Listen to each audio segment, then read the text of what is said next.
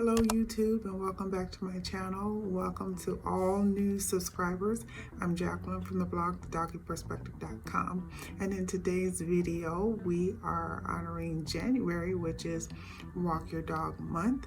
And within the month of January, there is a very important one-day holiday entitled Alaskan Malamute Day. So let's go ahead and get into it. Now, for those of you who have subscribed and been watching for at least 1 year, then you may remember that last year in February 2021, I discussed the importance of unchaining dogs and how to go about reporting animal abuse. Well, it is that time of year again where pet parents and animal activists and fringe groups are organizing in honor of the dogs. And if you missed it, I do have a video here for you on the channel entitled Why It Would Be Important to Report Animal Abuse. So during the month of January is actually deemed Unchain a Dog Month. And I have to say, pet parents, just keep it simple. It was never meant to be really difficult. Just bring your dog indoors, period. It is really, really cruel to chain and tether the dog for long periods of time, because what you've actually done is left them defenseless. Now, defenseless to what? Defenseless to the elements, defenseless to other predatory animals. And right here I actually am speaking about the size of the dog. Size matters. So if you have a small dog and you've chained it up outside, well, now it's a sitting duck for anything larger and more aggressive than it is that happens upon it during the course of the day. So size matters. And then you're going to add to that the pests that accompany winter and spring and summer and fall, and that's gotta hurt. That's gotta hurt the animals. So not only that, but there are 3 very important enemies that I must absolutely mention for this year. So number one enemy to mention is you. Okay, what are you chaining the dog up like that for anyway? I need to know. What other options do you have for temporarily restraining the animal? And more importantly than that, do you need assistance? Do you need help managing that animal? Okay, I mean it. What else can you come up with besides or outside of chaining and tethering the dog? Now, number two enemy is the animal itself.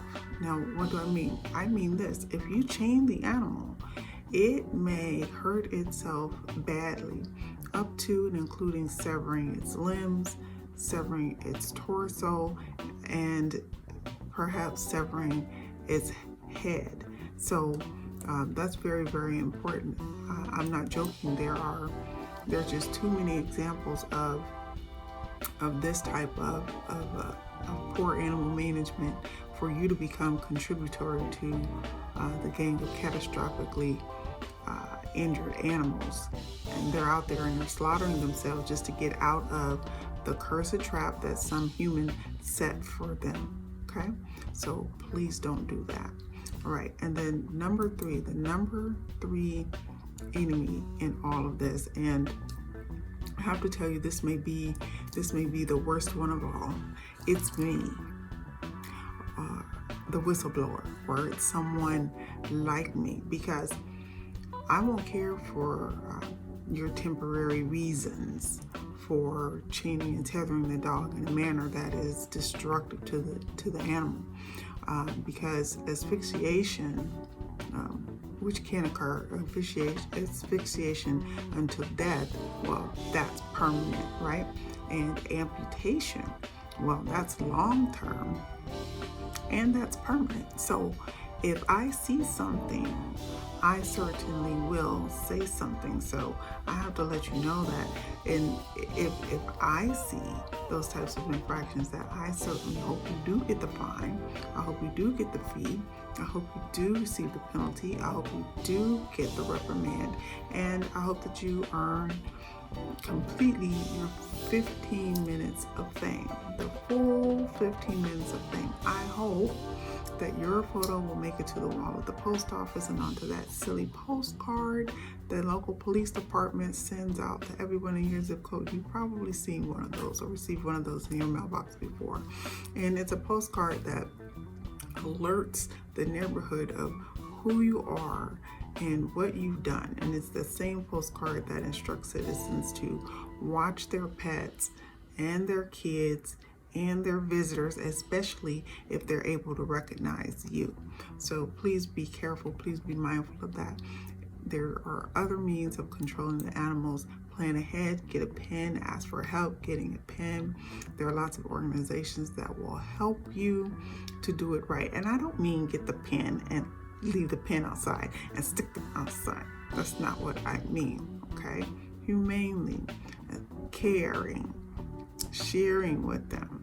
It's still a celebration of their life, right? They've not done anything wrong. They don't deserve to be tortured. So please be careful in that matter. Now, January is also Walk Your Dog Month. Since the real snow of really the first snow, since the first snow of the season just arrived, Sophia and I we're actually going techno this month. I'll be renting us a fold-away electric treadmill that we can use to walk and exercise for the 30 to 45 minute periods that we've become accustomed to during the day. So if it's 22 degrees outside, I mean, gosh darn, I just can't walk her all 30 minutes. I just can't. I mean, 30 minutes is a daily minimum for her breed. For more specific information or details on your breed, please do your homework, people. All right, so ordinarily she does get 2 walks per day at a stretch of 30 to 45 bursts every day, but it is just that time of the year for us. Now, on the days when it's not too bad, I can plan ahead and I can join in and socialize on websites such as Meet Up. They do schedule group doggy walks, with a leader. You have a head and a tail and lots of pet parents and lots of interesting dogs out there in different parks, different locations, different terrains. It's a lot of fun and it's inexpensive. And it's a nice experience for me. I get to exercise, I get to socialize, I get to chit chat. And Sophia has that comfort of, not just walking with just me only either. So we have an opportunity to do that from time to time. But I like these groups because they are strict about keeping safe distances so that there's not many skirmishes, and then also they're strict about you keeping a firm hand on your dog to make sure that you remain in control at all times, right? So if you remember, Sophia's little. She's back there if you can see her, right? She's little, so any biting or any fighting, that's definitely a no-no. Now, she typically is on the receiving end of the punishment from one of the bigger bruiser bully types of breeds. She's not innocent. She sometimes provokes them and she causes it. She brings that on, but nevertheless, that always turns me into the screaming Mimi, because when the dogs are approaching, then I am extra protective of my girl and I want to make sure that she's safe. So, unfortunately for the bigger breeds, I'm a bit of a kicker, right? I don't kick them. I've never kicked any of them. I've never,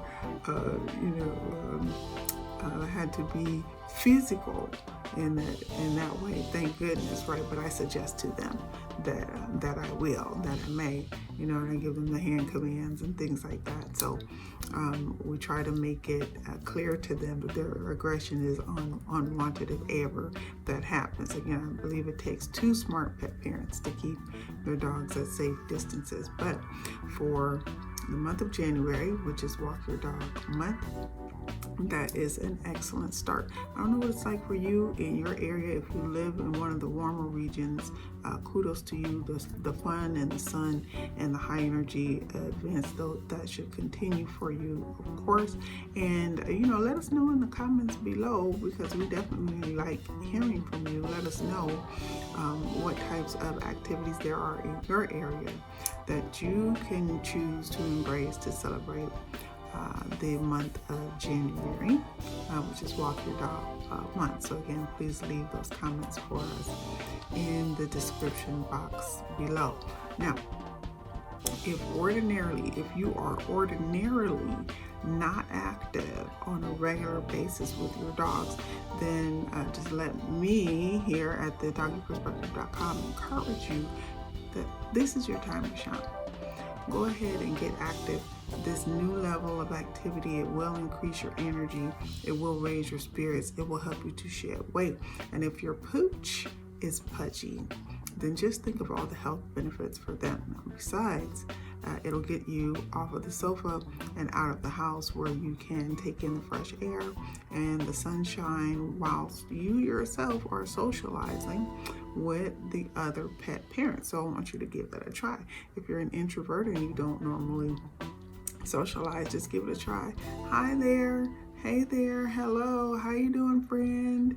Give it a try, give it a shout, and see, don't you feel better, and won't you increase the health and happiness of your pet during the month of January? It's just 30 days, you can do it. Okay, now, before I move along, I just want to mention this, and it's regarding pet obesity. If you've ever heard of the Association for Pet Obesity, and yes, there is such an association, well, they found out that 56% of the dogs in the United States of America, they're obese. So that rounds out to approximately 50.2 million doggies all across the US of A. So you want to check out facts like that at petobesityprevention.org. And you can find more information on those statistics at petobesityprevention.org. Now, moving on, what a day. January 7th, that's National Alaskan Malamute Day. Again, that's January 7th, which is tomorrow, is National Alaskan Malamute Day. So it's a gorgeous dog, right? They're really a handful to handle. When you see one of these dogs approaching you, please be on your guard, because this is a particularly powerful dog with boundless energies. It's a big one. People love them for their fluffy double coats and their loyalty, but what their owners are not necessarily talking about is their stubbornness. They can be stubborn. So if they're off the lead, and I'm not suggesting that they're not properly trained, you can properly train them when they are young, and you can socialize them, and you can get a really good handle on their behavior when they're young, right? But when they're off the lead, they can be very stubborn because they are pack animals, right? And they're working dogs, and they are meant to move and pull a lot of weight. These dogs look very similar to Samoyeds and to Siberian Huskies. They were bred to be sled dogs, and that's mostly due to their coat. This coat they have is a double coat. It's extra thick, and it is virtually weatherproof. So again, he's a pack animal.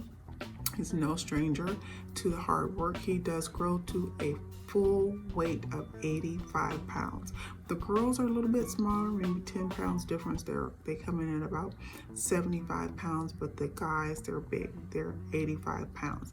And if you're thinking of adopting an Alaskan Malamute puppy, then you'll need to think ahead a little bit, because you may need as much as $2,500 for the breeder just to be able to bring him home, right?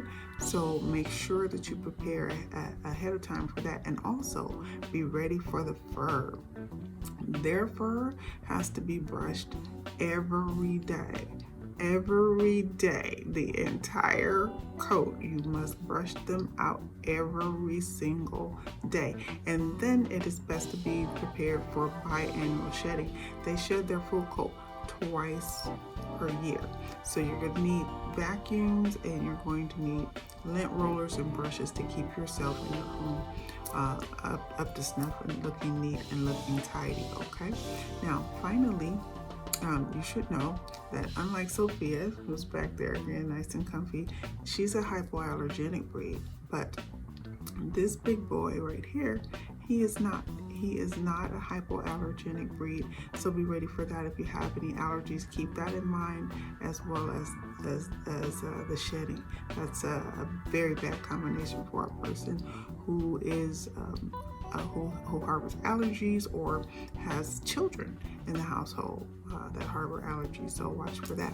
Now finally, this dog is a legend, and it has been reported that the Alaskan Malamute may be able to pull as many as 3,000 pounds. 3,000 pounds.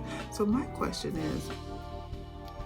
is that per dog, just one dog is powerful enough to pull 3,000 pounds, or is that as a team? Either way, you just have to respect that animal, right? That's a lot of power. Okay, so what I'd like you to do is just check out the following video for more. Last year around this time, I recorded a video for you all entitled Sled Dog Day, and I'll leave the link for it in the description box below, or place it somewhere up here on the screen for you. Now, it's time for my favorite part of the video, which is from our table, right? And I'm going to keep this short and sweet because I also did a video review for you on FirstMate chicken and rice formula cage-free canned dog food. You receive a big juicy can of food. It's 12.2 ounces, and it was really a good buy for Sophia and I. She did so well with it. I kept up with it, and we buy it from time to time, about every 2 or 3 months or so. We reintroduce it into her diet. And again, if you haven't tried it yet, I said it last year, it's a good one. You want to make sure you get a can and try it at least once. You need $2 and change to get one of these. So if you got $3, you can get yourself a can of the FirstMate chicken and rice formula cage-free canned dog food, right? So that's it for today.